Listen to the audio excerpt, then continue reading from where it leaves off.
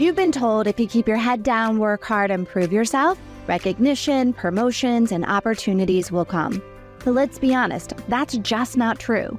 This is Lead Without Limits, a podcast for professionals in multifamily and beyond who are ready to stop second-guessing themselves. Because leadership isn't just about titles or tactical skills. Yes, we'll cover those here, but real leadership starts from within. It's about changing the beliefs and behaviors that have kept you playing small and rewiring the thought patterns holding you back. I'm Shannon Bryant, a confidence and pattern expert, and this is the space where we talk real growth, real change, and maybe have a little workday humor along the way. This episode is brought to you by the Multifamily Media Network, delivering the latest news, ideas, and inspiration across the multifamily sector. If you're ready to lead without fear, lead without doubt, and lead without limits, you're in the right place. Let's get started. Welcome back to Lead Without Limits, where we prove leadership isn't just about titles, but about how you show up and move people. And my guest today is Anton Gunn, and he elevates organizations through his innovative insights on leadership and workplace culture. With a distinguished career spanning college sports, healthcare, public service, executive leadership, you're highly sought after as a strategic advisor. As a former senior advisor to President Barack Obama and C-level healthcare executive. This is an amazing resume, Anton. Welcome to the show. Happy to be with you. Thank you so much. All of what I just said is super amazing, but you're the master of momentum. We both belong to an amazing group called Brand Builders Group, where we had a speaker showcase. I got to see you on stage, and not only did you have the whole audience like thinking differently, but you had the entire room on their feet dancing. Yeah. And so when I reached out to you to be on the show, I wasn't just trying to butter you up by saying you truly were one of the best speakers I've seen. So how do you move people in that way? Because I'm sure it's not just on stage, it's in organizations as well. Well, first, thank you for the kind words. And it's my mission and ministry to impact leaders and organizations in their culture. And I try to do that in everything that I do. So whether it's how I write, how I show up as an advisor, a strategic advisor, or a consultant, and most importantly, how I show up as a keynote speaker. And if you remember from that keynote presentation, one of the first lessons that I teach is that it's a leader's responsibility to not be a thermometer, but to be a thermostat. And that is your job is to set the temperature rather than just reflect the temperature. And so whenever I walk into a room as a keynote speaker, my goal is to try to emulate the kind of culture that you should have at work and in the organization. And that means as a leader, you sometimes have to set the temperature.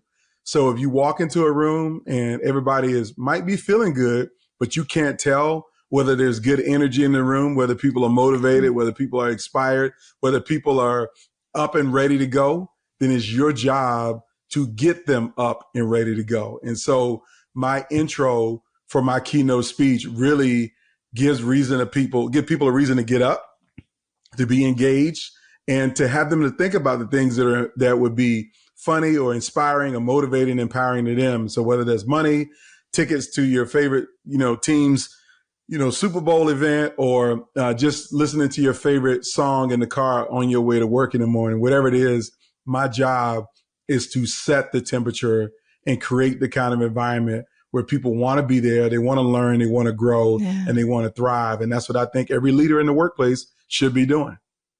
Well, that's so amazing that you have that thought process behind your keynote. And I truly did. The other speakers were absolutely amazing, but I kind of felt bad for them. Like, oh, crud. I'm so glad I'm not going after Anton. No way. But I think it's interesting, though, you saying the leader creates that environment. And the other thing that I felt from it is not only were we all energized and engaged and like ready to hear every word that you had to say, but it brought everybody together. Like it just shrunk the room in a way. Yes. Yeah. So for me, unity creates community, and community creates unity. And you know that organization Brand Builders Group is really big on community. Yeah. But as a speaker or even a leader, you think about any role you play, sometimes you can walk into a room with a diverse group of thinkers, and they could all have their different perspectives, their different backgrounds, their different mindsets, the things that they're worried about and focused on, that could be a distraction from the common goal that you have there together. And so as a speaker, I know that about every audience, that we all came from different backgrounds, different walks of life. We all came there for different reasons, some to learn, some to grow, some to perform, some to just see what everybody else was doing. So my job is to try to bring everybody together and to create that unity in that community, and then to find the community by sharing the same message, and then ask people to participate in a way that you keep them all focused and thinking on what's important at that moment in time, even though they might have all these other things, all these other distractions, other reasons, purposes, and focuses. How do you pull them all in together to be focused on the same thing? Yeah, it's so important, because if we talk about in the workplace, we all have our own, like I've got my 10 projects or 20 projects that I'm working on. You've got your 20 things. And what would you say is important if I'm a leader of a team and I know that all my team, they have different things they're working on, their deadlines, pressures. How can we create this sense of community or figure out a way to bring people together when everybody's running at different speeds? Yeah, this is a great question. And so on my blog at antongunn.com, I write a lot about these types of challenges that leaders face in organizations to keep people on the same page. So the first thing that I always tell any leader and every leader is that every project that anybody on your team has should be additive towards the goals of the full team and the organization. But people will have their own projects that may not be additive if you didn't do a good job of setting the vision and the big picture for everyone to see. Like, people will follow a vision if they can see what the vision is and see how what they do day to day is connected to that bigger vision. Here's the example that I like to use. I work a lot in healthcare with hospitals and health systems and organizations. And I had one organization that was building a new children's hospital. So this town really needed a first-class children's hospital. A really important thing. You got kids with cancer and needing heart transplants. So we know that this is important. And so you have to have a rendering or a vision of what this hospital is going to look like for everybody to be bought in, to know what they're doing actually matters, even if your job might seem insignificant. So here's the insignificant example. Let's imagine you're a construction worker and I say, okay, you see those big boulders over there? I need you to break those big boulders into smaller boulders. And then I need you to break all of the smaller boulders into smaller rocks. And then I need you to break those rocks down into pebbles. And then I need you to break those pebbles into sand. You're going to do that for a while and enjoy it. But after a while, it's going to get tiring. You're going to get bored. You're going to think, this is worthless. This is mean. All I'm doing is breaking rocks. These rocks mean nothing to me. Unless your leader has said to you, those rocks that you're breaking into pebbles and those pebbles you're turning into sand is going to be mixed up with Bobby's water. And we're going to mix them together and we're going to create concrete. And that concrete is going to serve as a foundation for this children's hospital that's going to save the lives of thousands of children every year. So we need you to break those rocks into sand, because it's a critical piece for us building the foundation for something that's going to save millions of lives. But if you don't have that vision as a leader, if you don't share that vision and create that vision for your team, then after a while, their projects are going to become either the most important thing to them or the least important thing to them. And they're going to be tired of them because they don't see how they're connected to something bigger. So that's the leader's job, is to get people to see the full big picture. And what are the 3 biggest goals this quarter, or the 3 biggest goals this year that we all need to complete? And so that's how I get people to see community and see teamwork and collaboration, see partnership, that all of your projects matter if they fit into the bigger picture. If they don't fit into the bigger picture, then they should not be a priority for you, because that's not helping us to achieve the big vision that we have to do together. Such an important thing to make sure that your team members know. Like, how does your work fit into all of this? Because we can't just assume that they know why they're doing what they're doing, right? Like the why behind it is so important. Yeah, most leaders fail because they're insistent on communicating the what. They communicate the how. They communicate the when. They communicate the where. Yeah. But they forget to communicate the why. And the why matters more than what. Because in any task-oriented organization, things can feel mundane. They can get hard. They can get difficult. You can have all of these challenges on doing the what, and doing it on time, and doing it as fast as it needs to be done. But if you understand the why behind it, then it gets easier to know that I got to do this because there's a purpose to it. People want purpose in work. There's no one that likes to show up and feel like my job is not meaningful. My job doesn't matter. What I do doesn't contribute anything. People want to know that their work is meaningful. And you give them that meaning by explaining the why, the purpose, and connecting it to the vision. So I'm curious, because we're talking about the why. I would love to hear your why, because healthcare and politics might not be like, oh, yes, I would love to do that. I'm all in. So I would imagine, as with anyone, especially when someone does it as well as you, there's got to be a bigger why. Yeah, absolutely. There's definitely a bigger why. And I'll start it in this vein. It really is my family. And when I say my family, I share this in my keynote presentation that I come from a fourth generation military family. When I mean 4 generations, my great grandfather served in both world wars. My grandfather served in World War II. My uncle Clarence was a Korea War veteran as a Marine. My uncle LG, Vietnam veteran. My dad was in the Navy, and he was Vietnam and Desert Storm. And his baby brother, my Uncle Lucky, now his name's not Lucky, but I didn't know what his real name was till I was 15 because everybody called him Lucky. He was a veteran of the United States Army. He served 6 years from 73 to 79. So that's 3 generations. The 4th generation is my brother, my generation. I went to college to play football, but my brother Sharon joined the Navy. So service is a prerequisite of leadership in my family. That your job is to serve first and to serve something bigger than you. Again, every military person knows that being a part of the service, you have a job to do, but there's something bigger than that. And that bigger is the United States of America. That bigger is our Constitution. That bigger is our nation.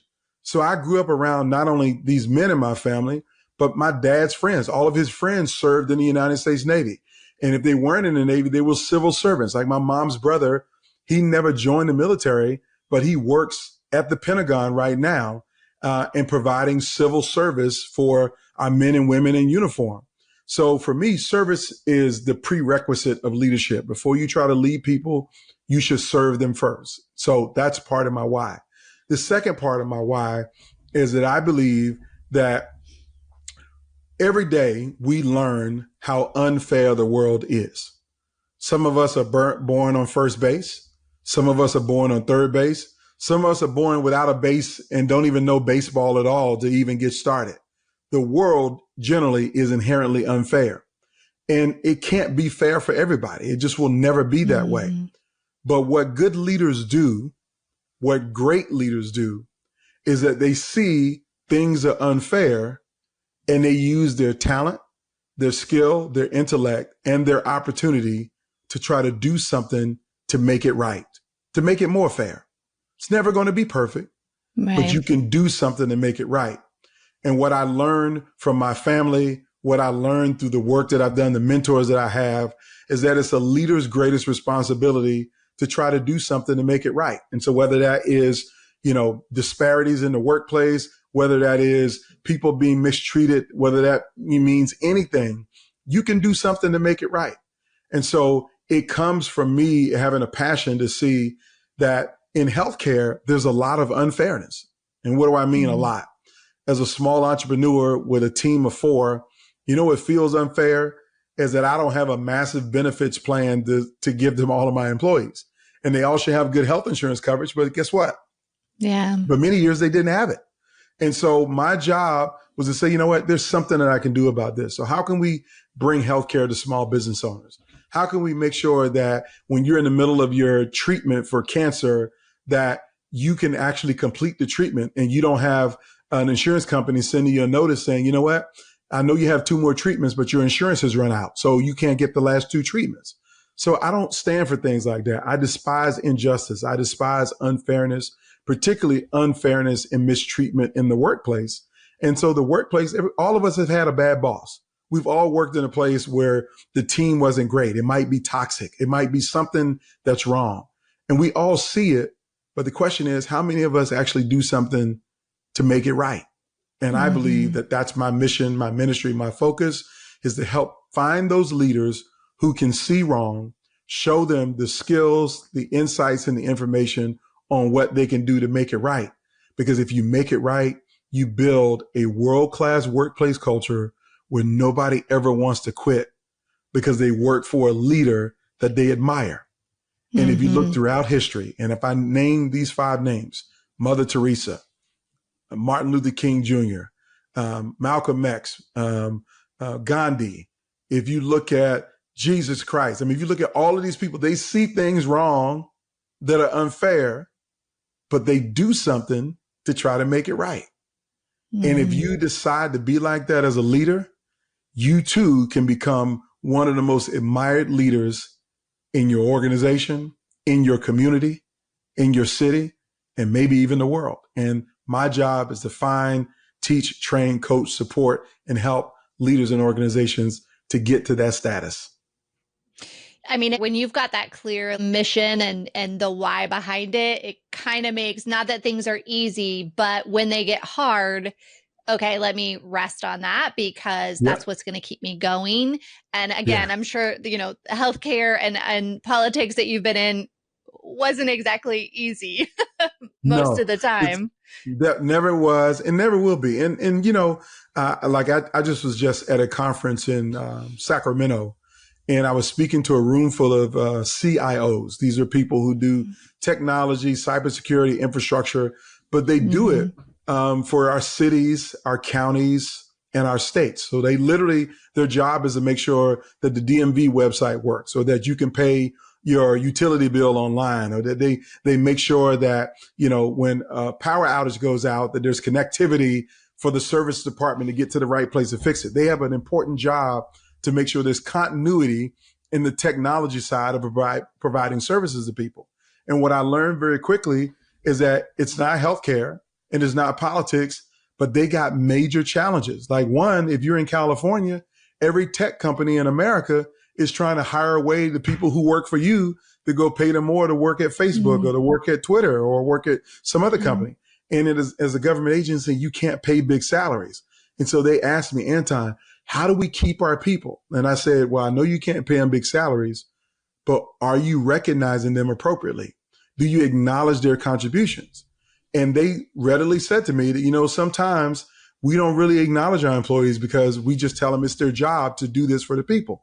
And I say, well, don't you know that can feel unfair to them? Is that if you work 5 years straight and your boss never acknowledges you, or you never get a high five and nobody says, thank you for keeping the electricity grid up for the last 6 years and we never had an outage. I said, you got to sometimes acknowledge it. That can feel wrong to people.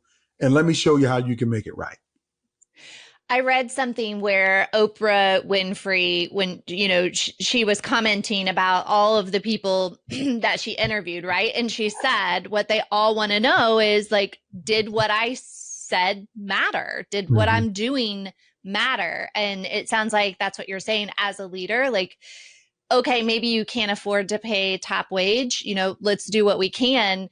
Maybe you can't afford the best healthcare insurance, but can you make them feel like they matter? Yeah, for sure. It really is about that. I remember, again, I've done everything from Fortune 500 companies to really small nonprofit organizations. And I remember working with this small nonprofit that had a staff of about 8. They didn't have the most robust benefits. They couldn't give people big salaries, but their work was very meaningful. And so in coaching this executive, they came up with a strategy that, you know what, because it's close to the holidays, we're going to give people 2 weeks off at the end of the year during the holidays.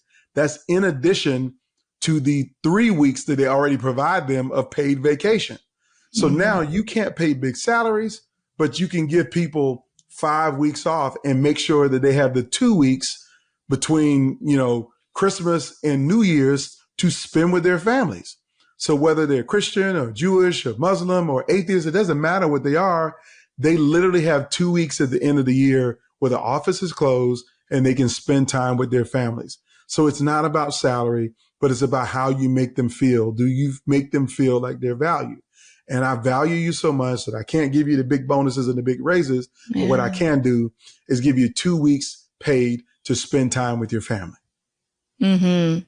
Small things. Yeah. Those small things really add up, and it makes it to where like I'm really attached and committed and loyal to the company that I work for because I know that they're going to, be that way with me. Right. Yeah, totally. Mm-hmm. Okay. So if I am someone who's starting out new, like maybe I just got my first leadership position, there's so much, it's overwhelming. There's so much to learn. You've got new team members. Everybody's personality is different. And then the pressure of, I've got to prove myself. I've got to be good. Where would you, because you've worked with a ton of organizations and leaders, across the country, where do I start? Like, what's the first 1, 2, 3 things that I need to know? Great. So I'm going to give you the 3 most important things that every leader at any level needs to know out of the gate as soon as you are in a leadership position to lead teams or to lead people. And I also have these 3 things in my toolkit. And matter of fact, I'm going to give this as a giveaway to all of your viewers and listeners. It's called the Just Lead Toolkit. So if you go to antongunn.com/toolkit, give me a name and an email address, and I'll send you the toolkit that has this information that I'm about to share. And there's a lot of free resources in this toolkit. But the 3 things that you need to know are the 3 questions that every employee is asking every day when they show up to work. Now, let me be clear. These are nonverbal questions that you will never hear them say, but I call them the affinity trinity. 3 questions known as the affinity trinity. That if you figure out how to answer these 3 questions, you will become the greatest manager, the greatest supervisor, the greatest leader that they've ever worked for. And here are the 3 questions. Question number 1 is, do you care about me? Question number 2 is, will you help me to be successful? And question number 3 is, can I trust you? Now, Shannon, here's what I want you to understand. Your personnel policies, your mission statement, the first time you lead a team meeting, you're going to say yes to all 3 of those questions. But nobody wants to hear yes to those 3 questions. They don't want to hear it. They want to see yes in your actions, in how you treat them. Do you show them that you care about them? Do you show them that you're helping them to be successful? And do you show them that they can trust you? And you must answer these 3 questions in the order that I laid them out. Because if you try to answer the 3rd question without first answering the first 2, you're going to fail miserably. Because there's no way as an employee I am going to trust you if you've never demonstrated that you care about me or that you're trying to help me to be successful. But if you answer question number 1 and question number 2 over and over and over again, you will build an incredible amount of trust, an incredible amount of affinity from your team that they won't ever quit on you. Matter of fact, they will be inspired by you because everybody wants to work for a person who cares about them and who's helping them to be successful. because when you do it as a leader, they're going to reciprocate that to you. So all three questions, again, do you care about me? Will you help me? And can I trust you? And they're all in the Just Lead toolkit with a bunch of free resources to show you how to understand and implement these as a leader, a brand new leader or a CEO of a Fortune 500 company. It doesn't matter. Everybody's job should be to answer those three questions. I'm glad that you said build trust, because, I talk about trust a lot. And this is something that just because you're my supervisor, just because you give me my tasks and I check the boxes and turn it, like, that is not something that builds trust with me. That is something that's earned, right?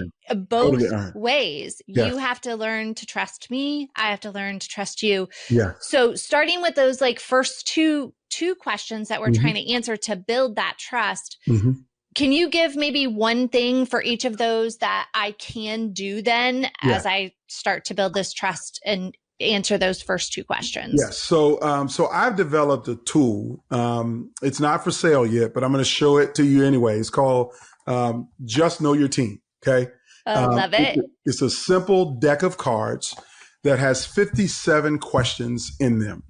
And this is the reason why I call it Just Know Your Team. It's hard to show people that you care about them if you don't even know who they are. So it's critical that you get to know your team first. So in these questions, what I tell leaders to do is, if you have a staff meeting, let's say you have a staff meeting once a week, okay? Your staff meeting's on Monday morning. Let's say your staff meeting lasts 45 minutes to an hour. So let's say you should have an hour-long staff meeting. And in the first 5 minutes, maybe even the first 10 minutes if you got a big team, but a small team should take you more than 5 minutes. You basically use this deck of cards that I'm going to it'll be out probably by the end of the summer and offered for sale, that there are questions on these cards. And I'll give you an example. Simple, easy questions. And the question is, what's your funniest childhood memory? Okay. Now, I'm not asking you to answer it today. Yeah. But if you have a team that you don't know at all, and you say, what's your funniest childhood memory? And I'm going to start with my funniest childhood memory. And my funniest childhood memory is that when I was 14, I had to give the speech at the Easter play at church. And while I was standing on stage in front of everybody, my pants fell down. Okay. That's the funniest memory, right? So as a leader, if I disclose that and then I say, okay, Shannon, what's your funniest childhood memory? And then Bob, what's your funniest childhood memory? And Sarah, your funniest childhood memory. Now you got 3 people, 4 people on your team who heard you be transparent about your pants falling down, and they share a funny story. But what do you just do? You got to know them a little bit more, because most people are not talking about their childhood at work. Right. So you spent 5 or 10 minutes each week with a different question, learning a little bit more about your team. Now, the magic in this, let me tell you this quick magical story. When I was leading in an organization, I've been using these questions for 20 years. I kind of made them up. Some of them I pulled from like icebreaker games, et cetera, but I've been using them. So I had a woman on my team. She was brand new. And the question was, what's your favorite candy bar? Simple question, right? And so I said, my favorite candy bar is a Snickers. And everybody went around, and Kim, who was new on my team, said her favorite candy bar is a Twix. And then everybody had a different candy bar. And so we had this little lighthearted laugh about why we like our candy and when was the first time we had it. About 12 weeks later, it was Kim's birthday. It's her birthday. So I told my assistant, Sarah, on the way in, can you get a birthday card for Kim? We're all going to sign it, and stop by the CVS and get a bag of mini Twix. I remembered where the candy bar was. So she put it in a bag. We signed the card and we gave it to Kim. About 2 hours later, she came running into my office with tears in her eyes. And she was like, this is the greatest place I've ever worked in my life, because you guys actually listened to me because you remembered what my favorite candy bar was. How simple is that? Right. And it was because we showed her that we cared about her by remembering something as simple as a favorite candy bar. So whether it's their hot and cold beverage, their favorite sports team, or if they can't stand sports at all, what instrument they played in middle school, if they played an instrument, or what was the mascot of their high school team. All kinds of small things that seem trivial, but it's how you get to know the people on your team. And the more you get to know them, the more opportunities you have to show them that you care about what's important to them. So that's the first lesson for leaders, is to learn how to ask great questions that allow you to get to know the people on your team. The second thing is the helping. So when I say help me to be successful, nobody wants to fail at work. We all want to win. So how do we win? We win just like this, is making sure that everyone that reports to us have the tools, the information, and the resources that they need to be successful. So as a leader, you should be asking, do you have everything that you need to be successful at your job? And whatever they say that they don't have, it becomes your job to go find it, get it, or advocate for it. That's what people want out of a leader. Thank you for giving those couple of tips on how we can get started with that, because I love the fact that you're saying, if I don't know you, if we don't know each other, of course there's no trust. I don't know anything about you. Nope. I have no reason to trust you at all. Yeah. And that's why I tell bosses, like, as a leader, be transparent. Transparency breeds trust. The more transparent you are as a leader about how you got to your position, how long you've been there, is this really what you wanted to do when you grew up? Where'd you go to school? Where'd you get your degree in, if you got a degree? Or the biggest mistake you've made as a manager? Like, sometimes when you get into a leadership role, you want to pretend that you're a superhero, that you're Batman or Wonder Woman, and that you've never made a mistake, you've never failed, right? But that's not real life. And people know that when they see you. And the worst thing is to pretend to be that you're a super leader who's never made a mistake. If you really want to build trust, be transparent about your faults, your failures, your insecurities, your mistakes, and that, hey, this ain't the best company in the world to work for. Even though we win all of these awards, we know we don't pay people as well as our competitors, or we know that, we got to improve our products. We know we got to do this, that, and the third. You just got to be honest with people. And then people will say, you know what? My boss is a real person. She's really honest about, what we need to get better at. And I trust her because she's willing to tell the truth. And that's how I try to live in my presentations. And that's what I train leaders on how to do. I think it's so good, because I remember having a supervisor and I felt like, they were just great at everything. There was nothing, they never made a mistake. Everything was just perfect. And it doesn't really, then it just makes you feel like, oh my gosh, I can't make a mistake. Yep. I should know everything. Yep. And you start to even question yourself, like, because I don't know everything and I don't have all the answers, I must not be good enough. I must not be good. I must not be good at this, or I'm never going to make it as a leader myself, because to do that, you've got to have all the answers. Yeah. So you said it, hit the nail on the head. My very first organization that I was in, I worked for a leader who made me feel inferior, feel like I wasn't talented, that I wasn't good, that I wasn't successful at all in anything that I did. And it really dropped me into a very dark place that I felt like I didn't even deserve the job. I didn't deserve the opportunity because I just wasn't good enough. And I know that I'm talented now. I thought that I was talented before I went into that organization, but I worked in an environment that didn't support people, that didn't, show people and give them any pathway to belief system. I felt inferior. And so I just, all this immense doubt about myself, and ended up quitting. And when I quit, I struggled for a long time to get that self-esteem back, to feel like that I was even good enough or deserving of a new opportunity. And so many people go through that. And you don't want to be that type of leader. You want to be the leader who affirms people for the skills and the talent that they have.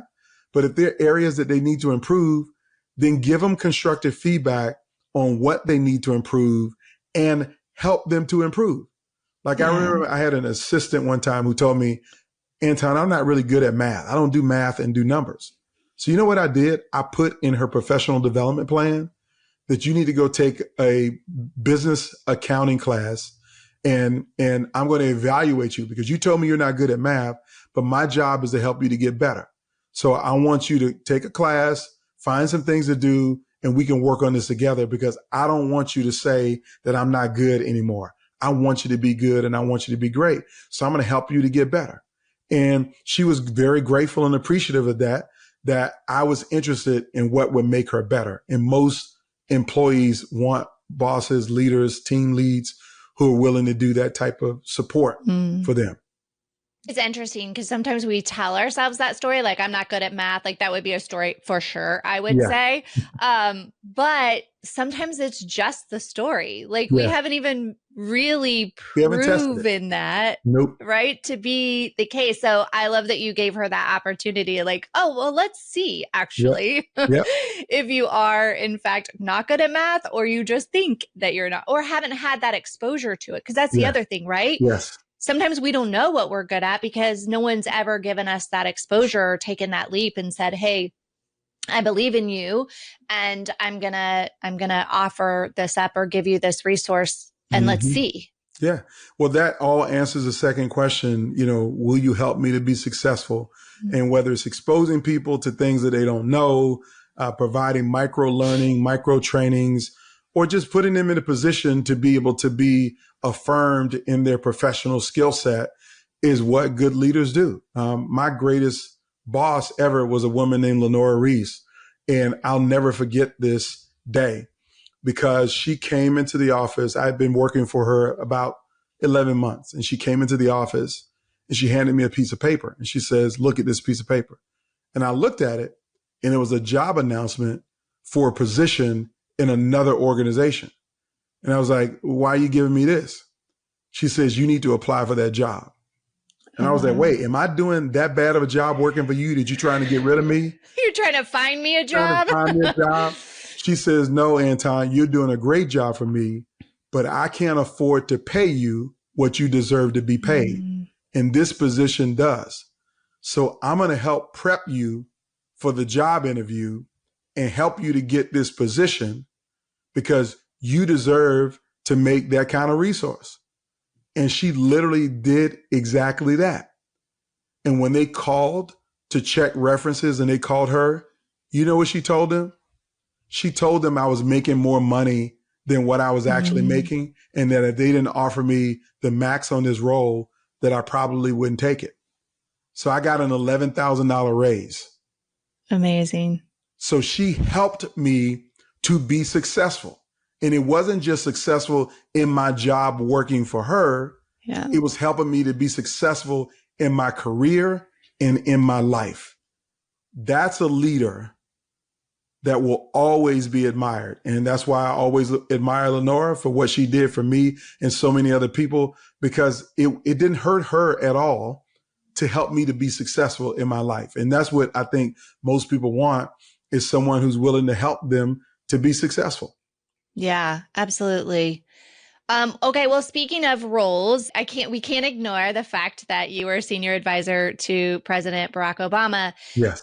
I'm just guessing that that's maybe a hard job. Maybe one of the hardest, president, and then, advising, right? Yeah. Talk about a leadership position. I can imagine being president of the United States is so super difficult. Yeah. What stands out to you that you have learned from him that you now carry, and even like, I'm going to pass this along to other organizations and other leaders? Great stuff. So there's a lot, and I probably will one day write a definitive book about the leadership lessons that I learned from working for a president of the United States, particularly Barack Obama. But here's a couple that I'll give you right out the gate. The first thing is to always surround yourself with people who know more than you, that have diverse opinions.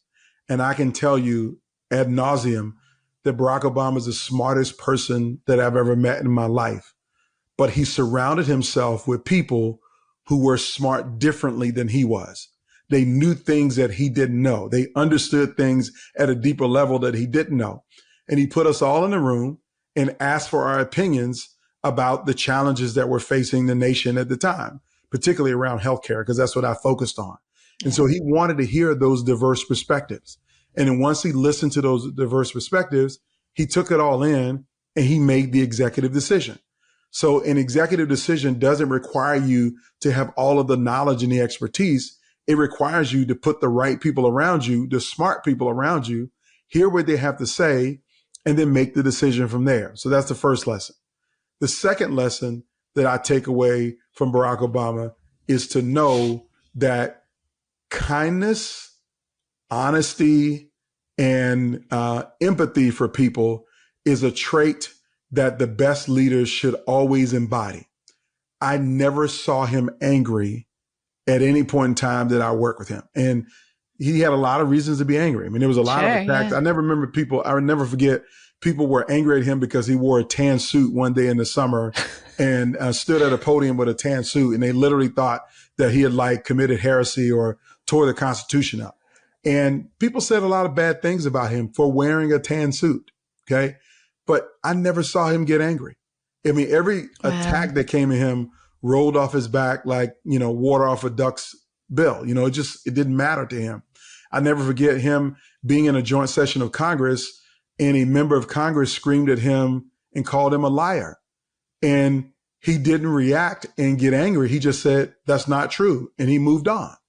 And so you can't let your emotions get the best of you. You have to be emotionally intelligent all the time as a leader, and particularly when you're in that position, because your emotions can make you make uninformed decisions or ill-advised decisions. So that's the second one I'll take away. And the final one that I'll say, and this is really the one I really appreciate the most about him, Barack Obama was unafraid to let the world know, to let his staff know how much he loved his family, his wife, and his children. And we always knew that they were important by how he showed up and what he talked about and what they did together. And so that's important for a leader to understand. It can't be business all the time.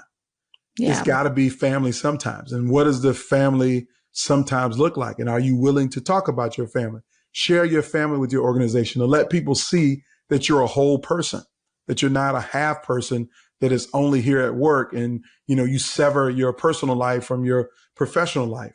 It doesn't work like that. And so I saw him show his wife love unconditionally, his daughter's love. And it's something that I really admire about him is that we see him as a whole person. Yeah, I think it goes back to that human aspect. Again, if I'm not seeing you, have this human aspect and okay, there are people that I care about. There are things outside of work that I care about. Then I'm not going to feel comfortable or that it's okay if I'm connected to something outside of work or, to be able to show what else I appreciate and care about. Absolutely. Like I had a client organization that I was working with. I was doing an executive retreat with them. So before the retreat, I interviewed several of the leaders and asked a few questions about, through the lens of those three questions. Do you care about me? Will you help me? And can I trust you? And so the conversation was around, what do you share about yourself at work? And the person said to me, well, I don't share anything because I don't trust these people that I work with. And I don't want them to know who I'm married to or what my kids' names are or any of that. And that shows me an organization that is bankrupt in trust, that if you're at an executive level and the CEO doesn't know your children's first names, they don't know your spouse or your partner's name, you've never hosted a casual event to invite the leaders and their partner to come and have dinner with you, or for some small casual, family function type of event, that's saying right there that there's a problem. There's a problem that you are not being transparent enough, which doesn't give your team a reason to be transparent because you're not sharing, so they're not going to share. So I had to help that organization work through some of that and create some spaces and frameworks for them to build in that team building with the family. Because if you understand a person, their family, their background, their connections, you can understand them more, which means you can show them more about how you care about them. And so it's really important.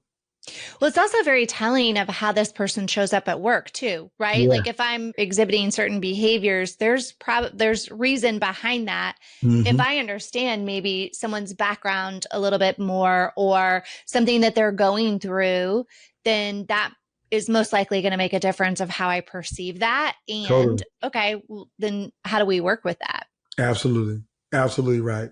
My time with President Obama, I found it to be just one of the most amazing um, experiences because he showed me, he answers the three questions for me all the time. Mm. And the one that I was just telling someone, I had a client event in California earlier last week, and we were talking about it after the event. And I told him about the time that Barack Obama threatened to fire me. And he didn't threaten to fire me because I was doing a bad job. He didn't threaten to fire me because I made a mistake, but I was working myself to exhaustion on behalf of him. Mm. Okay. And I got to a place that I got sick and had to be hospitalized for a day. I mean, I actually didn't even spend overnight in the hospital. I just kind of went to the hospital, got checked out, went home, got some medication, and was put on a couple days rest. But then there was this big event that he was involved in that I had a responsibility for, that I showed up at the event site.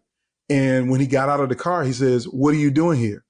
And I said, "Well, I got work to do. This event is too important. It's too big. It's, I got to be here. We got to make sure we do a good job."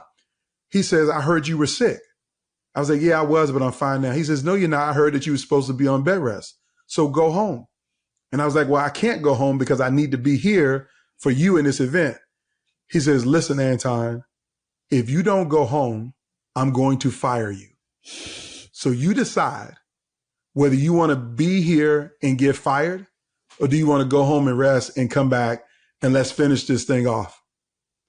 And so how great is it to have a leader that you work for who cares about your well-being enough to threaten you with termination if you don't go home and rest? Right. If you don't go take care of yourself. If you don't take care of yourself.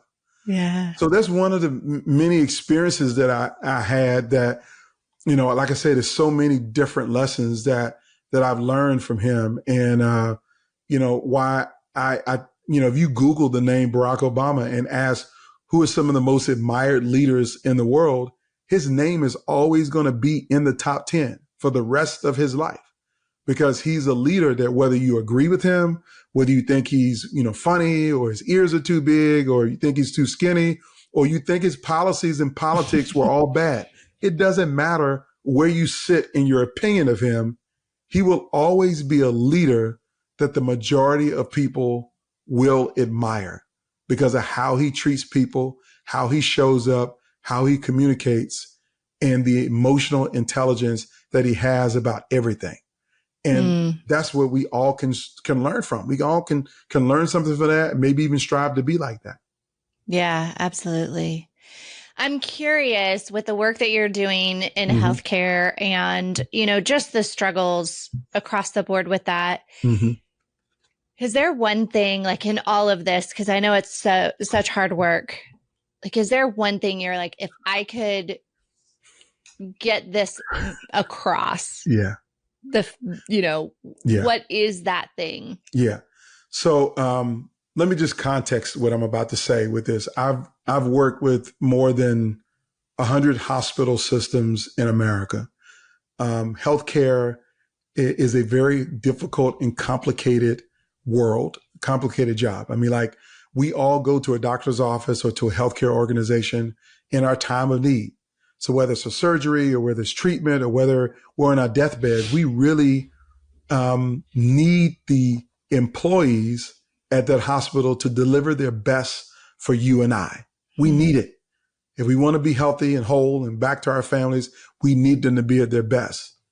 But after working with a multitude of healthcare organizations, I can tell you many of them are some of the most toxic places that you can work in, because the leaders in those organizations know that patients come first. And so they will scream at you as a staff person or tell you, "We don't care about your feelings. We don't care about your attitude. We don't care about what you're going through. You just make sure that that patient is taken care of to the best of their ability. So many times the patient coming first means that the employees are secondary. So if I can get one thing across to all leaders in healthcare, and that is take care of your people first, and they will take care of the patients. And the data proves it, that employees who are happy, healthy in a healthcare organization, those hospitals and healthcare organizations have better patient outcomes. Less patients die. There are less infections. There are less patients that readmit to the hospital. And the community is healthier because you have taken care of the people who you've hired to take care of the people. So good. What I hear you saying really is the customer experience is the employee experience, right? Absolutely. Absolutely. Yeah. Absolutely. Okay. One final question, because I ask this. Yes. What is, if you could give like the person listening to this podcast a power move for this week, something that they should go out and do, what would that be? The power move for this week is to find a nonprofit community-based organization and volunteer an hour of your time. Serve somebody else. The importance of that is that I believe service is the prerequisite of leadership. If you're willing to give of yourself, of your time, not your dollars, I didn't say just write a check, but if you give some time to serving an organization that is in need and is meeting a need in your community, you're adding some value of service. And so whether it's a nonprofit or maybe it's just in your organization, you find someone that you don't know to mentor them, commit to 6 months of mentorship to serve somebody else. That is the greatest thing you can do to develop yourself as a leader, is to make service a lifestyle. So good. I want to share this because I agree with you. I love the service part of this. Years ago, I wanted to help out at a domestic violence shelter, and they needed mulch. And where I worked at the time, we could rely on our vendors to bring in mulch. And so I coordinated it all. They were going to bring in mulch for these 2 playgrounds at this place. And there were supposed to be a bunch of people that showed up that morning to help with the mulch and get it all in the playground. And they came, they, backed the truck up, dumped all the mulch, and no one else showed up. Wow.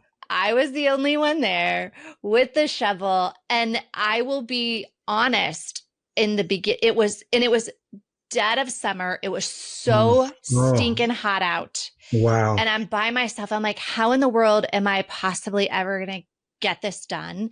And I mean, for a good hour, I was in my feelings about how ticked off I was that nobody else showed up to support me and nobody else, helped out. And how could they be so irresponsible? All of that. And the strangest thing happened, like, as I started to okay, well, clearly no one else is going to show up, because I kind of gave it a minute, like maybe they're just running late. Nope, not happening.